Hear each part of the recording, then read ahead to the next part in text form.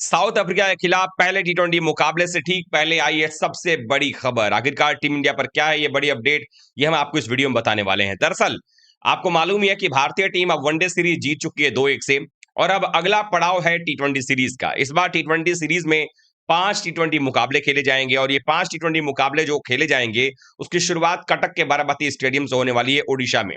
और ऐसे में पूरी भारतीय टीम जो है ओडिशा पहुंच चुकी है, और ऐसे में सवाल ये है कि पहले टी20 मुकाबले में भारतीय टीम की रणनीति क्या होने वाली है, क्या कुछ निकल कर सामने आने वाला है, और टीम इंडिया किस तरीके से साउथ अफ्रीका को टी20 सीरीज के अंदर में मात देने वाली है।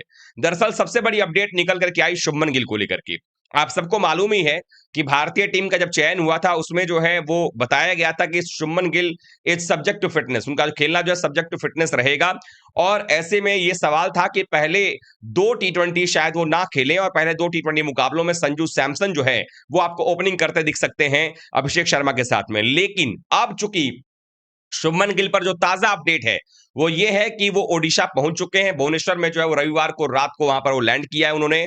और अब जो है वो सोमवार को प्रैक्टिस करेंगे, और माना ये जा रहा है कि मंगलवार यानी कि 9 तारीख को जो पहला टी20 अंतरराष्ट्रीय मुकाबला खेला जाएगा दोनों टीमों के बीच इस 5 मैच की सीरीज का, उसमें बतौर उप कप्तान और सलामी बल्लेबाज शुभमन गिल ही आपको नजर आने वाले हैं। यानी कि एक बार फिर से आप ये कह सकते हैं कि संजू सैमसन को बेंच गर्म करना पड़ेगा, क्योंकि आपको अगर याद हो तो ऑस्ट्रेलिया दौरे पर संजू सैमसन को एक मैच खिलाने के बाद बाहर बिठा दिया गया था। जितेश शर्मा टीम के अंदर में एंट्री करते हैं, चूंकि नंबर 6-7 पर खिलाने का मौका उनको दिया गया खेलने का।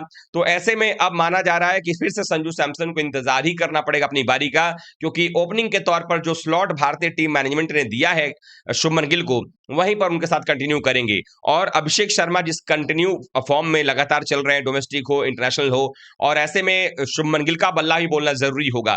हालांकि अगर आपको याद हो तो जो आखिरी टी20 मुकाबला शुभमन गिल ने खेला था ऑस्ट्रेलिया में, जो कि रद्द कर दिया गया था वैसे, तो वहां पर अगर हम बात करें तो शुभमन गिल की जो बल्लेबाजी रही थी वो एक अलग लेवल पर रही थी। आप सबको मालूम ही होगा किस तरीके से बल्लेबाजी उन्होंने उस मुकाबले में की थी, लेकिन उसके बाद वो खेल संभव नहीं हो पाया था। तो ऐसे में आप ये कह सकते हैं कि गिल भी अच्छे फॉर्म में चल रहे हैं। टेस्ट सीरीज जो है वो 2 टेस्ट मैच जो साउथ अफ्रीका के खिलाफ हमें खेलना था उसको उन्होंने मिस किया, नेक की वजह से, दर्द की वजह से, चोट की वजह से। उसके बाद वो 3 वनडे के मैच के का हिस्सा नहीं रहे, उनकी जगह पर केएल राहुल ने कप्तानी भी की। और अब जो है टी20 में बतौर कप्तान वापस आ गए, तो उनकी कोशिश यही पर होगी कि जो कुछ भी रिकवरी हुआ है उसको पूरा ध्यान दिया जाए। पहले बताया जा रहा था कि शायद वो खेलें ना खेलें, लेकिन ये बात कंफर्म अब हो गया है कि वो फुली फिट हो चुके हैं, इसमें कहीं कोई दो राय नहीं है।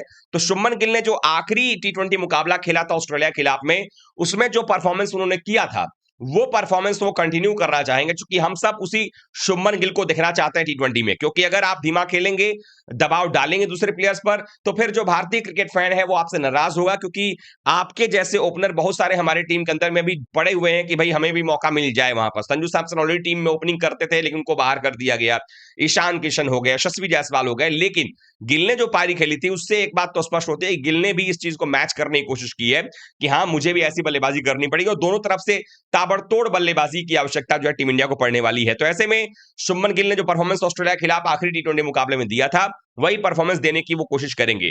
वहीं पर अगर बात करें तो हार्दिक पांड्या भी जो है वो ऑलरेडी सबसे पहले वो कटक के बाराबती स्टेडियम पहुंचने वाले प्लेयर बने भारतीय टीम के लिए। क्लोज डोर प्रैक्टिस भी उन्होंने किया था, अकेले प्रैक्टिस किया था उन्होंने। अब तो खैर पूरी टीम जो है पहुंच गई, चूंकि वनडे सीरीज खत्म होने के बाद चार्टर प्लेन से जो है टीम पहुंची थी वहां पर। तो अब ये कहा जा सकता है कि टीम जो है बिल्कुल दुरुस्त है, वहां पर पहुंच करके अपना प्रैक्टिस करेगी।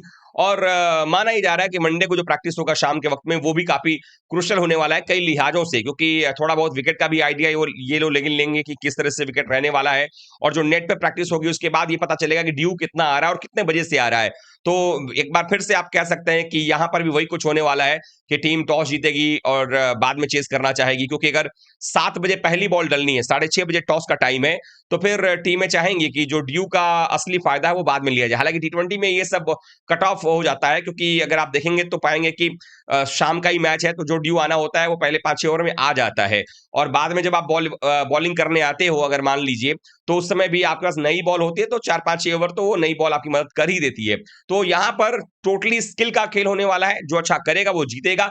लेकिन आप लोग क्या सोचते हैं, क्या भारतीय टीम जो है इस टी20 सीरीज में भी पटखनी दे पाएगी साउथ अफ्रीका की टीम को या नहीं? कमेंट कीजिएगा। वीडियो देखने के लिए बहुत बहुत धन्यवाद।